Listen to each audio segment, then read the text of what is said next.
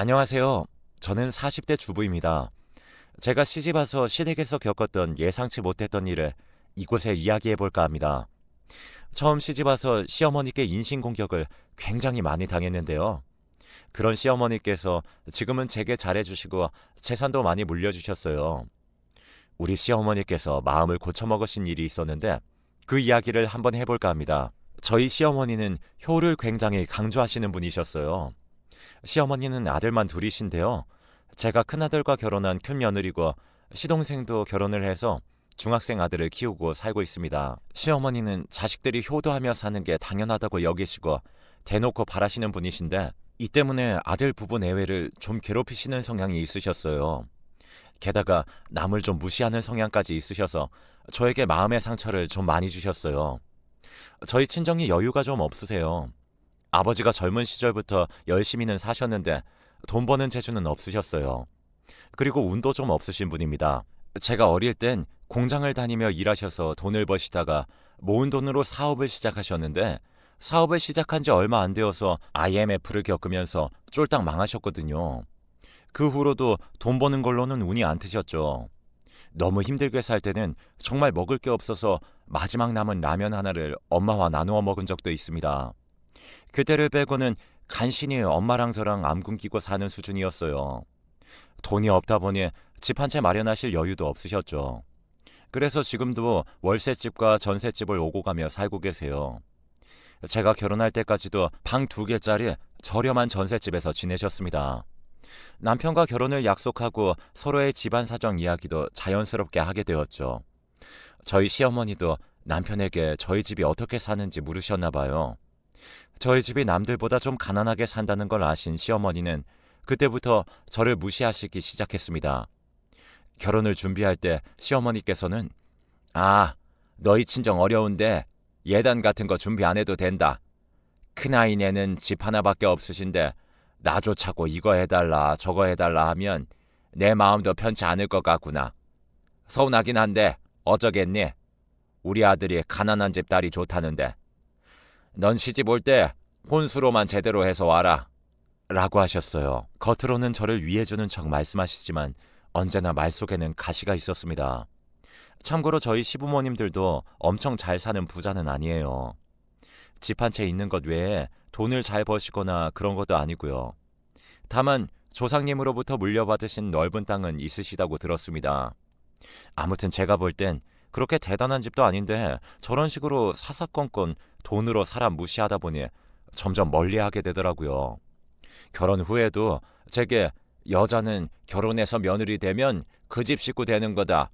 그러니까 친정 부모님한테 효도할 게 아니라 시부모님들한테 효도하는 게 맞는 거야. 내 말 무슨 말인지 알지? 라고 하셨어요. 그리고 결혼 후 명절을 맞이할 때마다 선물을 받으시면 하시는 말씀은 친정에도 똑같은 거 보내니? 원래 사람은 받은 만큼 해주는 건데 넌 어려서부터 가난해서 부모한테 받은 거 없이 자랐을 텐데 굳이 친정에 돈 써가며 잘할 필요 없어. 원래 인생은 기브 앤 테이크야. 라고 하셨죠. 그러면서 자신은 아들들 뒷바라지 열심히 해줘서 지금 이렇게 받는 게 당연한 거라고 얘기하시더라고요. 툭하면 가난하다는 이유로 저희 부모님을 무시하셔서 시어머니를 만나고 오면 정신적 소모가 무척 컸습니다. 그나마 다행히 이렇게 시어머니를 시어머니라 부르면서 살 수 있는 이유는 언제나 제 편인 남편 때문이에요. 시어머니께서 저렇게 한 번씩 막말을 하거나 무리한 요구를 하시면 항상 제 편에서 줄곧 방패막이 역할을 해주거든요. 그래서 저보다도 오히려 남편이 시어머니 뵙는 걸 더 꺼려해요. 그럼에도 불구하고 저희 시어머니는 굴하지 않고 계속해서 할 말 못할 말 구분 못하시고 얘기를 하셨습니다. 그리고 결혼한 지 얼마 안 된 저희 부부에게 바라시는 게 참 많으셨어요. 매일 안부 전화는 물론이고 왕복 3시간 거리의 시댁에 매주 방문하라고 요구하시곤 했습니다. 저는 처음에 가난한 집 딸인 저를 곱게 보시지 않은 시부모님께 잘 보이려고 무척 애를 썼어요. 시어머니의 무리한 요구와 장단에 모두 맞춰드리려고 했죠. 매일 전화하려 애쓰고 자주 찾아뵈려고 노력했습니다. 뭐 드시고 싶다고 하면 잘 기억해 두었다가 사드리곤 했어요. 하지만 갈수록 시어머니의 요구는 점점 커지더라고요. 시어머니는 누구네 엄마는 아들 며느리가 뭐 해줬다더라, 뭐 사줬다더라 이런 말들을 자주 하셨는데요. 그런 말들을 하는 이유는 단 하나였어요. 저희더러 해달라는 말씀이셨죠. 저희 부부도 처음엔 좋은 게 좋은 거다 생각하며 잘 해드리려고 했지만 갈수록 너무나 당연스럽게 요구하시는 시어머니에게 점점 지쳐가더라고요. 솔직히 남들과 자꾸 비교하시는 바람에 신랑도 스트레스를 많이 받곤 했거든요. 제가 아기를 좀 늦게 낳았는데요. 태어난 지 100일도 안 된 아이가 보고 싶으시다는 시부모님 말에 3시간의 거리를 차를 타고 방문한 적도 있어요. 그때 아이도 저도 너무 무리했는지 감기에 걸렸고 한동안 고생을 했는데 감기에 걸렸다는 말에 시어머니는 대체 애를 어떻게 보길래 벌써 감기에 걸리게 했냐고 오히려 제 탓을 하셨어요. 남편이 그게 왜 제 탓이냐고 먼 길 오고 가느라 힘들어서 면역이 떨어져서 그런 건데 며느리 탓한다면서 시어머니를 나무랐습니다. 시어머니도 남편이 제 편을 들며 역정을 내니 본인도 기분이 상하셨는지 그거 뭐 얼마나 먼 길 왔다고 생색이냐며 소리를 치셨어요. 아무튼 그날 이후로 남편은 서서히 시어머니께 거리를 두려고 했던 것 같아요. 뭐 그 일 때문만은 아니고 여러모로 사람을 참 피곤하게 하시는 분이었기에 남편도 거기에 질린 것 같더라고요. 결혼 생활이 20년이 넘다 보니 또 여러 가지 일들이 있었는데요. 그중에 몇 가지만 얘기해 볼게요. 저희가 아기 돌잔치를 치른 후에 도련님이 결혼할 여자를 데리고 왔습니다. 시어머니께 익히들어 알고 있었지만 도련님의 여자친구네 집은 중산층 정도 되는 모양이더라고요. 그렇다 보니 시어머니는 도련님의 여자친구는 어려워하고 말도 조심히 하시더라고요. 이제부터는 편의상 도련님의 여자친구를 동서라고 말할게요.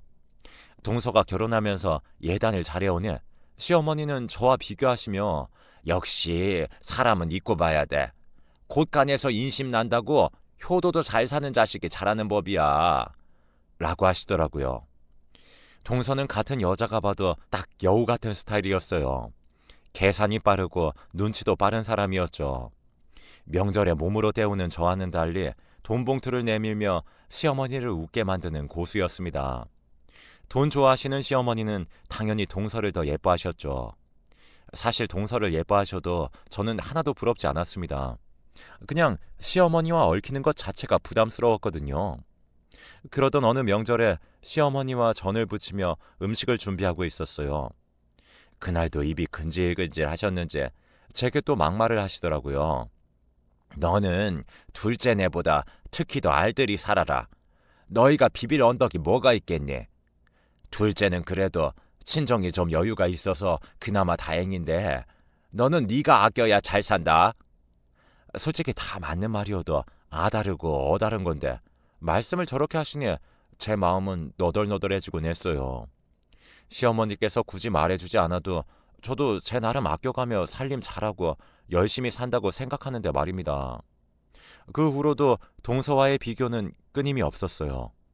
시어머니께서 저렇게 말씀하셔도 어차피 명절이나 생일 그런 행사가 있을 때만 보이니 한 귀로 듣고 한 귀로 흘리며 살았습니다. 저는 큰 소리 내고 싸우는 걸 싫어하는 성향이에요. 보통 기분 상하는 일이 있어도 그냥 넘어가는 게 상책이다 생각하고 사는 사람입니다. 그래서 시어머니의 막말에도 잠자코 참아왔던 것 같아요. 그런데 하루는 저도 참지 못하고 터져버린 일도 있었습니다. 저희 친정아빠가 위암에 걸리셔서 걱정스러운 마음으로 하루하루 살던 때였어요. 다행히 지금은 다 나아서 좋아지셨는데 그 당시만 해도 아빠 상태가 얼마나 심각한지 알지 못했던 때였고 수술을 기다리던 시기여서 노심초사하고 있었죠. 그런데 시어머니께서 전화하셔서는 제게 에고 너희 아버지는 돈도 없는데 몸까지 아프면 어쩌자는 거야. 꼭 힘들게 사는 사람들이 힘든 일만 생기더라. 아무튼 네가 마음고생이 많겠네. 이럴 때일수록 밥 잘 챙겨 먹어야 돼. 너 입맛 없다고 우리 아들까지 굶기면 절대 안 된다. 그나저나 우리 아들이 벌어온 돈 다 그 집 병원비로 들어가게 생겼네. 아휴 라고 하시고는 본인 할 말만 하시고는 끊으셨어요. 이걸 위로라고 하시는 건지 불난 집에 부채질을 하시는 건지 너무 화가 나더라고요. 이날 처음으로 시어머니께 화를 냈습니다. 제가 할 말을 종이를 정리해서 적은 다음 시어머니께 다시 전화를 걸었어요. 그리고 종이를 보고 제 화난 마음을 가득 담아 읽었네요. 어머님, 저희 아버지 아프신 거랑 돈 없으신 게 무슨 상관이에요? 어머님은 돈이 얼마나 많으시길래 매번 저희 집을 그렇게 무시하세요. 저 위한답시고 말씀하시면서 저희 집 뒤로 돌려가는 거 제가 모를 줄 아셨어요? 제가 그동안 어머님 하시는 말에 얼마나 상처를 많이 받고 살아온 줄 아세요? 저희 부모님이 어렵게 사시는 건 맞지만 그래도 인성은 훌륭하신 분들이세요. 자식 걱정할까봐 위암도 위험이라고 속이실 만큼 자식 생각해 주시는 분들이라고요. 그런데 어머님은 저희 볼 때마다 돈 얘기에 예단이나 비교하시고 도대체 언제까지 그렇게 어른답지 못하게 사실 건데요? 뭐? 얘, 너 미쳤니? 이게 어디 CM이한테 제 얘기 끝까지 들으세요. 아직 다 못 읽었어요. 아무튼 자식한테 잘해야 자식도 부모한테 잘하는 거예요. 그리고 지금 어머님 건강하시다고 병든 우리 아빠 민폐인 것처럼 말씀하시는데 사람 일 어찌 될지 아무도 모르는 거예요. 인덕을 쌓아야 복을 받는다고 하는데 어머님은 인덕이 너무나 부족하시네요. 이렇게 사시는데 자식들이 효도하길 바라세요? 제발 어머님 그 못된 입 좀 그냥 쉬게 좀 놔두세요. 하고는 전화를 끊었습니다. 시어머니는 제 말을 듣는 내내 욕을 하며 마구마구 난리치셨지만 저는 그저 열심히 제가 쓴 글들을 읊조리다 끊었네요. 그 후로 계속 연락이 왔지만 저는 시어머니 전화를 그냥 끊어버렸어요. 핸드폰을 꺼놓는 것보다 그렇게 전화 오실 때마다 꺼버리는 게 왠지 더 통쾌하더라고요. 제가 전화를 받지 않자 시어머니는 남편에게 전화를 했고 남편에게 제 욕을 엄청 하신 것 같았어요. 그리고 사실과 조금 다르게 남편에게 이야기를 전달하신 것 같았습니다. 남편 말로는 시어머니가 본인은 사돈어른 걱정되는 마음으로 전화했을 뿐인데 제가 자격지심에 발끈해서 시어머니께 주둥이 좀 담으려고 심한 말을 했다고 얘기하시더라네요. 그 말에 남편이 일단 알겠다고 퇴근하고 집에 가서 전화드린다고 했대요. 집에 온 남편은 제게 무슨 일 있었냐고 물었고 저는 제 핸드폰 속에 녹음된 말들을 들려주었습니다. 참고로 제가 여러 해 시어머니를 겪고 난 후부터는 늘 시어머니의 통화를 녹음하는 버릇이 있었어요. 저에게 막말을 하실 때면 녹음해서 가끔 남편에게 들려주기도 하고 그랬죠. 뭐 아무튼 남편은 핸드폰 속 녹음된 말들을 듣더니 혼자서 빵 터져서는 묻더라고요. 이거 뭐 보고 읽은 거야? 왜? 괜찮았어? 결혼 생활 5년 동안 시어머니 말들을 그동안 참아왔던 걸 알았던 남편은 저의 반격에 오히려 잘했다고 칭찬을 해주더라고요. 앞으로도 듣고 가만히 있지 말고 그냥 할 말 하라고요. 그 후로는 시어머니의 모진 말을 그냥 듣고만 있는 보릿자루처럼 살지 않았네요. 한 번이 어렵지 다음부터는 말대답도 쉽더라고요. 진작 표현 좀 하고 살 걸 후회했어요. 신랑도 이런 시어머니의 가시돋친 성격을 알고 있기에 시어머니를 기피하는 경향이 있었어요. 그래도 명절, 제사, 생신 같은 큰 행사는 단 한 번도 안 빼먹고 챙겼습니다. 적어도 자식으로서 도리는 하고 살아야 한다고 생각했으니까요. 시댁에 방문할 때마다 단 한 번도 빈손으로 들어간 적 없었고 시어머니가 뭐가 몸에 좋다더라 하면 사다 드리고 건강식품도 자주 챙겨드렸어요. 시어머니의 환갑이 다가올 무렵에는 누구는 여행을 보내줬다더라 하시며 미국 관광 다녀온 시어머니 친구분의 이야기를 입이 마르고 닳도록 하셨죠. 저희 형편에 사실 미국 여행 보내드리는 건 어려워서 동남아 여행으로 대신 보내드리기도 했습니다. 시간이 지나면서 시어머니는 동서가 편해지셨는지 동서에게도 이것저것 요구하기 시작하셨어요. 그러면 동서는 종종 제게 전화해서 시어머니 때문에 힘들다고 하소연을 하곤 했어요. 저는 그랬냐고 하고 그냥 들어줄 뿐이었죠. 그렇게 지내다 저희 가족에게 큰 사건이 생겼어요. 그건 바로 저희 시아버지께서 동맥경화에 의한 심장마비로 갑작스레 하늘로 가신 일이었어요. 시아버지는 65세에 운명을 다하시고 시어머니를 홀로 남겨두신 채 떠나셨습니다. 시아버지께서 돌아가시면서 시어머니는 큰 상실감에 빠져 무척 힘들어하셨어요. 그래서 그런지 시어머니께서 고혈압에 당뇨를 앓고 계셨는데 수치가 많이 안 좋아지셨어요. 그래서 자식들에게 더 의지하려고 하셨습니다. 그러던 어느 날 자식들을 불러 모아놓고 시어머니께서 말씀하셨어요. 내가 지병도 있고 이제 혼자 살기가 어렵네. 네가 큰아들이니까 날 모셔야 하지 않겠니? 이젠 나도 집안일도 좀 쉬고 싶고 며느리 병수발 받으면서 살고 싶구나. 시동생 부부는 모시기 싫어하는 눈치였고 제 남편은 저를 보며 난감해하더라고요. 저는 남편과 상의 후 시어머니를 모시기로 했어요. 대신 어차피 모셔야 할 거면 서로 편히 지낼 수 있게 할 말은 하면서 살겠다고 했어요. 남편은 제게 당신이 어련히 알아서 잘하지 않겠냐고 하며 정말 고맙다고 했습니다. 그렇게 저와 시어머니와의 동거가 시작되었습니다. 쉽지 않은 길이었지만 어쩌겠어요. 큰아들과 결혼한 제 운명인가 보다 하고 받아들였죠. 시어머니는 지병이 있으시다고는 했지만 무척 기운도 넘치시고 겉만 봐서는 아주 멀쩡하셨어요. 기운이 넘쳐서 그런지 잔소리도 끊이지 않으셨죠. 저는 시어머니랑 잘 지내려면 할 말은 다 하면서 지내려고 했어요.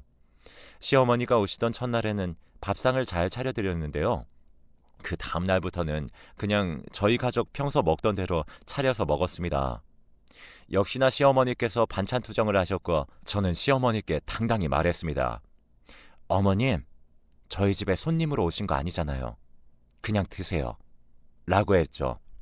그 후에도 몇 번 반찬 투정을 하시면 어머님, 저는 어머님의 개인 요리사가 아니에요. 제가 집에 식재료 상하지 않게 따져가며 밥 차리는 건데 어머님이 드시고 싶은 거 있을 때마다 해드릴 수는 없어요. 정 그렇게 드시고 싶으시면 어머님이 직접 장 받아가 해서 드세요. 대신 다음에 장 볼 땐 어머님이 좋아하시는 거 말씀해 주시면 그걸로 준비할게요. 라고 했습니다.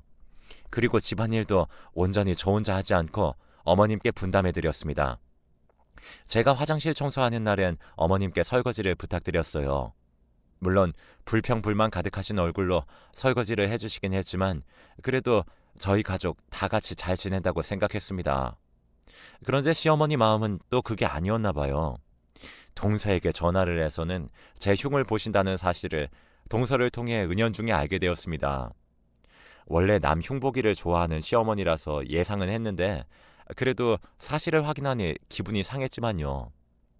저는 대놓고 시어머니께 어머님, 저희 집에서 지내시는 게 많이 불편하세요?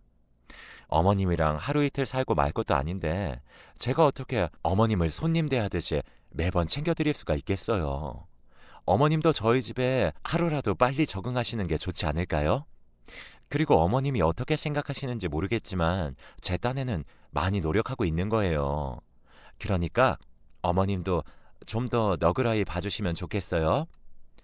그렇게 할 말하면서 살던 어느 날 1년의 시간이 흘렀을 무렵 시어머니께서 짐을 싸서 동서내로 가셨어요. 시아버지 살아생전에 시할아버지로부터 물려받은 땅이 있는데 동서 앞에서 어떤 이야기를 하며 그곳 시세가 얼마나 한다는 등 그런 얘기를 했나 봐요. 그리고 덧붙여서 나 죽으면 모든 재산은 나 잘 모시는 자식한테 주고 갈 거다 라고 하셨대요.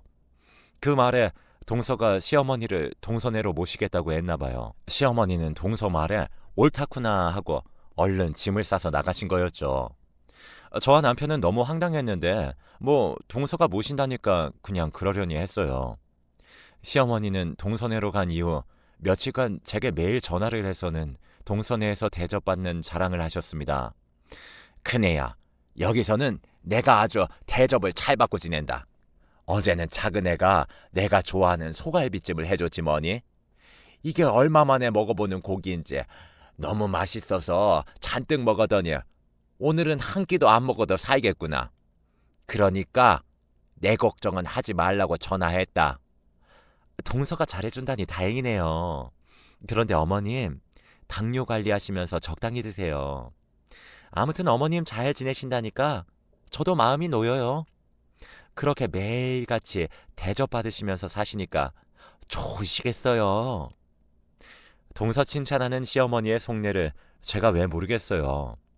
동서를 칭찬하며 제가 그동안 못해줬다는 얘기를 하시는 거였죠.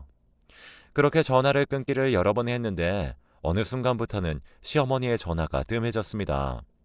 오히려 동서에게서 전화가 자주 왔죠. 내용인즉슨 힘들어 죽겠다는 이야기였네요. 형님, 형님네 계실 때도 시어머니 저러셨어요? 노인네가 늙어서 먹고 싶은 게 왜 이렇게 많은지 모르겠어요. 어제는 해물찜, 오늘은 갈비찜, 내일은 삼계탕. 아주 돌아가면서 밥상 차리느라 허리가 휜다니까요. 동서가 정말 대단하네.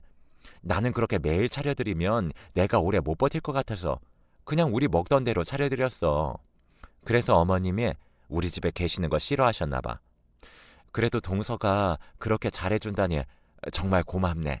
앞으로도 부탁해. 그렇게 한참 동서의 하소연을 들어주고 전화를 끊었어요. 그 후로도 동서는 자주 전화를 해서 하소연을 하곤 했습니다. 그런데 어느 날부터는 시어머니로부터 전화가 오기 시작했어요. 그러던 어느 날 외국에서 사시던 시백부님이 한국으로 들어오시게 되었다는 이야기를 전해 들었어요.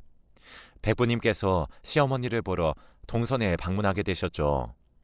오랜만에 가족들이 모여서 같이 식사도 하고 담소도 나누었습니다. 그러다가 시백부님께서 할 이야기가 있다고 하시더라고요. 시할아버지께서 물려주신 땅을 처분하려고 한다고 하시면서 시부모님이 지내시던 집을 빼달라고 하셨어요. 그 말에 동서와 서방님은 어리둥절한 표정으로 시백부님 말씀을 듣고 있었어요. 알고 보니 그 땅의 주인은 시어머니가 아니라 바로 시백부님이었고 시할아버지가 애초에 땅을 물려준 사람은 시아버지가 아닌 시백부님이었던 거죠. 그런데 시어머니는 자식들이 자신을 모시게 하려고 일부러 땅과 집이 어머님 재산인 것처럼 속이신 거였어요. 그 속임수에 동서네가 넘어간 거였죠. 동서와 서방님은 표정 관리가 안 되는지 불만 가득한 표정이었고 시어머니는 동서와 서방님의 눈치만 열심히 보시더라고요. 시어머니께서 저희 집에 오셔서 지내시는 동안 어차피 자식들과 같이 살 거면 기존에 지내던 집을 세를 주던지 정리를 하시던지 하라고 했었는데 시어머니가 짐도 그대로 놔둔 채 정리를 안 하시던 이유를 그제야 알 수가 있었습니다. 자신의 소유가 아니니 정리를 할 수가 없었던 거였죠. 그리고 원래 지내시던 집을 시백부님께서 해외로 나가시면서 저희 시부모님께 집 관리 좀 부탁한다며 집을 시세보다 아주 싼 가격에 세를 놓고 가신 거였어요. 시부모님이 자식들에게 재산 물려받은 이야기를 자세히 해주신 적도 없고 그 땅과 집이 자신들 것인 것처럼 말씀을 하시니 당연히 자식들도 그런 줄 알았던 거죠. 시백부님께서는 호텔에서 지내시면서 재산을 정리하시겠다고 하시고는 인사를 하고 가셨습니다. 시백부님이 돌아가시고 3일쯤 지나서부터 시어머니의 죽는 소리가 나오기 시작했어요. 그네야 잘 지냈니? 내가 생각해봤는데 아무래도 내가 큰아들 내에서 지내는 게 맞지 싶다. 어머님, 갑자기 그게 무슨 말씀이세요? 언제는 동서네가 잘해준다고 좋아하셨잖아요. 그게 잘해주기는 개뿔이다. 그게 다 가식이었지 뭐냐? 네? 가식이요? 그래, 내가 재산 많은 줄 알고 모시겠다고 해서 간 건데 그 땅이랑 집이랑 내 거 아니라는 걸 알고는 완전 돌변했어. 작은 며느리도 나한테 쌀쌀맞게 대하고 작은 아들도 이제 막 나 무시하고 그런다. 게다가 손주 녀석은 할머니 냄새 난다고 같이 살기 싫다고 그러고. 아무튼 내가 생각해봤는데 그래도 너희 집에서 지내는 게 좋을 것 같아서 네가 생각해도 내가 작은 아들 집에서 지내는 것보다 큰 아들 집에서 지내는 게 모양새가 더 낫지 않니? 아, 네. 어머님, 그런데 저희 집에 오시면 매일 좋은 거 못 해드려요. 어머님이 그냥 저희 가족 생활 스타일에 맞춰 가셔야 될 거예요. 그리고 제가 어머님 다 못 챙겨드리니까 어머님이 스스로 챙기셔야 할 일도 많을 거예요. 그래도 괜찮으시면 저희 집으로 오세요. 그래, 알았다. 고맙다, 큰애야. 그렇게 다시 시어머니를 모셔오는데 동서는 좋아서 얼굴이 폈더라고요. 동서의 속내가 훤히 보여서 제가 다 씁쓸했네요. 아무튼 그렇게 시어머니와의 동거가 시작되었고 저는 제 스스로가 불편하지 않을 만큼만 어머님을 대해드렸습니다. 가끔은 말다툼도 하고 서로에게 잔소리도 해가며 그렇게 서로 맞추어가며 살았어요. 제 아들은 할머니와 말동무도 해주고 가끔씩 바디로션 같은 선물도 사다 주고 하더라고요. 아들 녀석이 정이 많아서 그런지 할머니랑 곧잘 지냈습니다. 그래서 시어머니도 제 아들을 무척 예뻐하셨어요. 그렇게 지낸 세월이 8년이었죠. 시어머니는 점점 쇠약해지셨고 예전만큼 기운도 없으셔서 그런지 잔소리도 많이 들으셨어요. 그러던 어느 날 잠깐 외출을 하고 집에 돌아왔는데 시어머니께서 거실 바닥에 쓰러져 계신 겁니다. 저는 너무 놀라 구급차를 불러 병원으로 갔어요. 시어머니는 뇌졸중으로 쓰러졌고 급하게 수술을 받으셨습니다. 다행히 제가 집에 들어오기 직전에 시어머니께서 쓰러지신 거여서 빠르게 병원으로 이동한 덕분에 생명에는 지장이 없으셨어요. 회복실에서 시어머니를 보는데 어찌나 눈물이 많이 나오던지 모르겠습니다. 함께한 세월이 길다 보니 그동안 미운 정, 고운 정이 다 들어버렸나 봐요. 저한테 못되게 구셨어도 시어머니께서 돌아가실 뻔했다고 생각하니 마음이 너무 아팠습니다. 시어머니는 어느새 깨어나 울고 있는 저를 보시고는 제 손을 잡아주시더라고요. 그 후로 시어머니는 약간의 마비 증상이 와서 재활치료를 받으셨어요. 제가 차로 매일 모셔다 드리며 치료를 이어갔죠. 시간이 지나면서 어머님은 다시 일상생활이 가능하실 만큼 몸이 좋아지셨어요. 그 후로 제가 외출할 때면 종종 어머님께 전화를 해서 잘 계신지 확인하게 되더라고요. 햇살이 참 좋은 어느 봄날이었습니다. 시어머니께서 저와 남편을 불러서는 할 말이 있다고 하시더라고요. 내가 이젠 요양원에 들어가야 할 것 같다. 나이가 들어가니 점점 힘도 붙이는 것 같고 요양원에 가면 친구도 사귈 수 있다는구나. 엄마, 요양원이라뇨? 저희 집에서 지내시는 게 불편하신 거예요? 불편한 게 아니라 내가 이젠 요양원에 들어갈 나이가 된 것 같아서 그러지. 사실 전에 수술 받고 나서부터는 몸도 점점 기운이 없어지고 그러네. 아무래도 요양원에서 건강관리 받으면서 사는 게 나한테도 더 좋을 것 같아서 그래. 알겠어요. 엄마가 하고 싶은 대로 하세요. 대신 요양원에 가셨다가 영 아니다 싶으시면 다시 돌아오시고요. 아셨죠? 그래, 고맙다. 시어머니는 요양원에 들어가기로 마음을 먹으신 것 같아 저와 남편은 요양원 비용을 고민하기 시작했어요. 남편이 300만 원 남짓 벌어오는 돈에서 요양원 비용이 대략 100만 원 정도 들어가니 저희는 빠듯하게 생활을 해야 했죠. 마음은 좋은 곳에 보내드리고 싶지만 저희 생활이 넉넉지가 않아 돈 때문에 고민을 하다가 동선애를 만나서 함께 의논해 보기로 했어요. 엄마가 요양원 들어가고 싶으시다는데 내가 알아보니 한 달에 100만 원 정도는 들어가는 것 같아. 이것도 그나마 저렴한 곳 알아본 거고 내가 사정이 여유가 있으면 혼자서 부담하겠는데 아무래도 비용이 좀 부담스럽네. 그래서 반씩 나눠서 내는 게 어떨까? 아니 형, 이제 와서 요양원 비용을 대달라니. 돈 얘기가 나와서 하는 말인데 솔직히 형도 알고 있었던 거 아니야? 알긴 뭘 알아. 그 땅이랑 집 엄마 거 아니라는 거 이미 다 알고 있었던 거 아니냐고. 다 알고 있으면서 일부러 내가 엄마 모셔가는 거 보면서 속으로 나 비웃고 있었던 거잖아. 너 자꾸 말도 안 되는 소리 할래?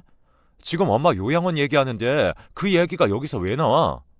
그러는 넌 엄마 모시고 간 이유가 재산 때문이었냐? 그래서 지금까지 꿍해서 명절에도 안 온 거냐고. 형이 원래 엄마 모셔야 하는데 잘 못 모시니까 내가 모신 거잖아. 너희 형수 앞에서 그딴 소리나 하고. 너희 형수가 엄마한테 얼마나 잘했는데 못 모셨다는 막말을 하냐? 당장 사과해. 서방님, 말 참 섭섭하게 하시네요. 어머님 동선회에서 1년 겨우 사시다가 저희 집에서 10년을 같이 사셨는데 못 모셨다니요. 오히려 동선회에서 잘 모셨으면 1년만 사시다가 나오셨겠어요? 그리고 동서, 어머님 모시는 동안 나한테 전화해서 어머님 때문에 힘들고 짜증난다고 했어 안 했어?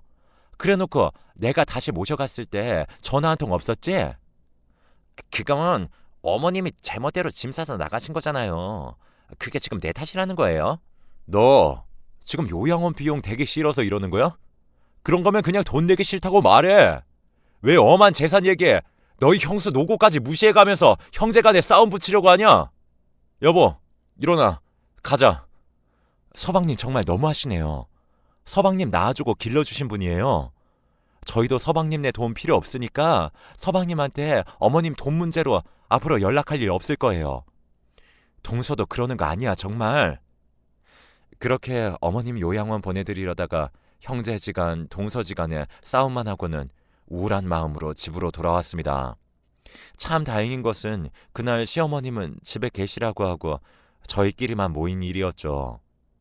저는 남편에게 그냥 우리끼리 요양원 보내드리는 걸로 하자고 이야기하고 어머님이 요양원 들어가시는 대로 제가 아르바이트를 구해보겠다고 했어요. 남편은 제게 미안해하고 고마워했죠. 그런데 그때 저희 시어머니께서 저희 방문을 열고 들어오시더니 지금 무슨 얘기를 하는 거냐고 하시더라고요.